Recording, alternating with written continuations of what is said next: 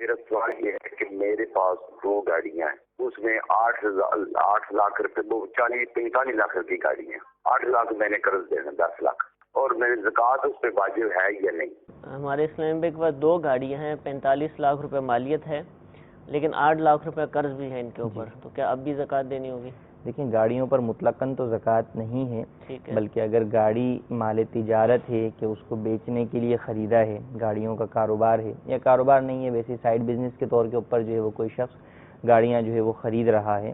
اور اس لیے خرید رہا ہے کہ میں اس کو بیچوں گا، تو اس صورت میں تو یہ گاڑیاں مال تجارت ہو جائیں گی اور ان پر زکوٰۃ لازم ہوگی۔ تو اب اگر جو ہے وہ 45 لاکھ کی گاڑیاں ہیں اور قرضہ جو ہے وہ 8 لاکھ ہے، تو 8 لاکھ مائنس کر کے بقیہ قیمت کے اوپر جو ہے وہ زکوٰۃ ادا کریں گے جبکہ مال تجارت ہو۔ اور اگر مال تجارت نہیں ہے، اپنے استعمال کی ہے یا اپنی کمپنی ہے اس کے استعمال کی ہے، لوڈنگ گاڑیاں ہیں،